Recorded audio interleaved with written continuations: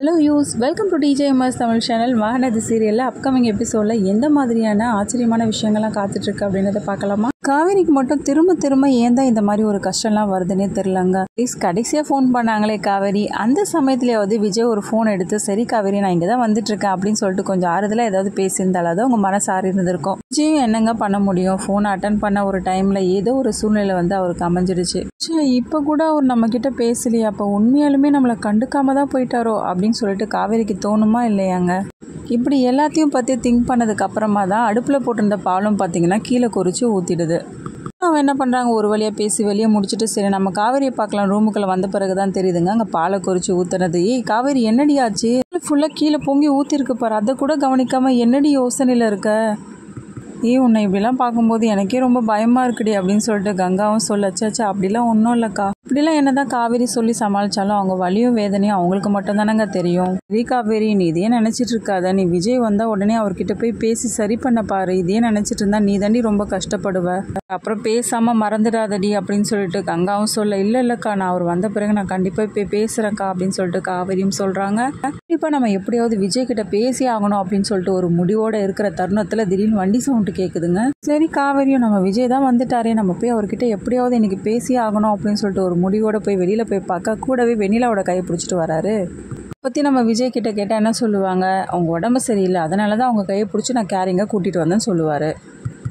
இப்படிலாம் நடக்கிறத பார்த்தா எந்த பொண்டாட்டியால தாங்க தாங்கிக்க முடியும்? சரி வந்த பிறகாவது நம்ம காவேரியை பார்த்து ஒரு 4 வார்த்தை பேசியிருக்கோம். என்னடா அது காவேரிகிட்ட நம்ம பேசலையே, லெட்டர் மூலியமாக தானே எழுதி வச்சுட்டு வந்தோம், லெட்டர் இதை படித்தாலா இல்லையா, அவருக்கு ஏதாவது யோசிச்சிருக்கணுமா இல்லையா? அதெல்லாம் விட்டுட்டு தாத்தா கிட்ட போன விஜய், தாத்தா நான் ஹாஸ்பிட்டல் போயிட்டு வந்தேன், கூடிய சீக்கிரமே நம்ம வெண்ணிலாவை குணப்படுத்திடலாமா? இப்படி வெண்ணிலாவை பற்றியே ரொம்ப அன்பாக பேசுறதை பார்த்த ராகினிக்கு அல்வா சாப்பிட்ற மாதிரி இருக்குது. ஆனால் நம்ம காவேரிக்கு, தாத்தா டாக்டர் ஒன்று சொன்னாங்க, கூடிய சீக்கிரமே நம்ம வெண்ணிலாவுக்கு பழைய ஞாபகங்கள்லாம் திரும்பி வரணுமா, பழையபடி நடந்துக்கணுமா, இங்கேருந்து போன இடம் எல்லாத்தையும் வந்து ஞாபகப்படுத்தினாலே அவங்களுக்கு கொஞ்சம் கொஞ்சமாக பழைய ஞாபகம்லாம் திரும்பிடும் சொன்னாங்க தாத்தா அப்படின்னு சொல்லிட்டு ரொம்பவே சந்தோஷமாக சொல்கிறாங்க. இதெல்லாம் பார்த்துட்டு இருந்த காவேரிக்கு, வெண்ணிலாவை நீங்கள் கூட்டிகிட்டு போயிட்டு வந்ததெல்லாம் எனக்கு எந்த பிரச்சனையும் இல்லைங்க, ஆனால் என்கிட்ட ஒரு வார்த்தையாவது நீங்கள் சொல்லிட்டு போயிருந்துருக்கணுமே, இதுதாங்க நம்ம காவேரியோட மனசில் ஆழமாக புதஞ்சிடுச்சு. காவேரி நம்மளை பற்றி கண்டிப்பாக தப்பாக நினைக்க மாட்டா அப்படின்னு ஒரு பக்கம் விஜயும், நம்மளை பற்றின நினைப்பே அவருக்கு வரல அப்படின்னு சொல்லிட்டு ஒரு பக்கம் காவேரியும் நினச்சி அழ ஆரம்பிக்க, இதெல்லாம் பார்த்துக்கிட்டு எப்படிங்க காவேரியால் இந்த வீட்டில் இருக்க முடியும்? சரி வெண்ணிலா ஒன்றாச்சும் சந்தோஷமாக வாழ்ந்துட்டு போகட்டுமே அப்படின்னு சொல்லிட்டு நினச்சிட்டு காவேரி ஒரு லெட்டர் எழுதி வச்சுட்டு என்ன பண்ணுறாங்க, அங்கேருந்து கிளம்பிடுறாங்க.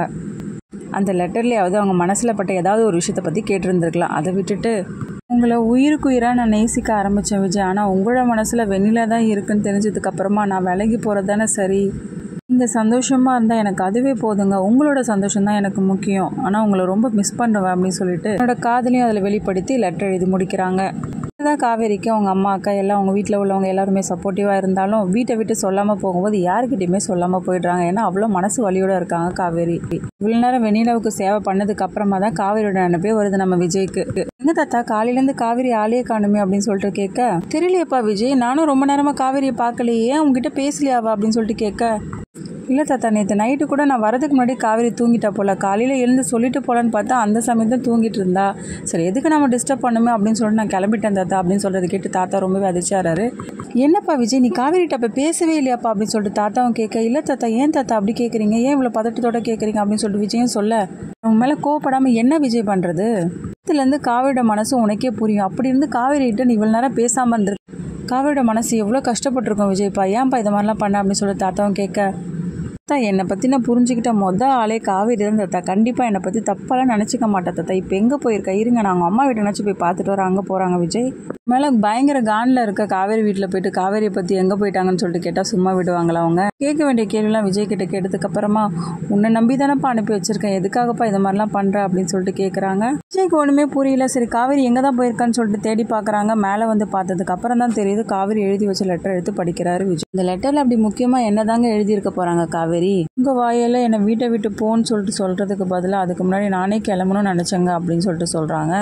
அதுக்கப்புறமாவது காவேரியோட மனசை புரிஞ்சு காவேரியோட சேர்ந்து வாழ்றாரா விஜய், இது எல்லாமே தெரிஞ்சுக்கலாம். அதுக்கு மறக்காம நம்ம சேனல் வந்து சப்ஸ்கிரைப் பண்ணிக்கோங்க, கூடவே இருக்க அந்த பெல் ஐக்கனும் கிளிக் பண்ணிவிடுங்க, அப்போ தான் நான் போட அடுத்தடுத்த வீடியோஸ் உங்களுக்கு நோட்டிஃபிகேஷனில் வரும். ஓகே வியூஸ், தேங்க்ஸ் ஃபார் வாட்சிங் திஸ் வீடியோ.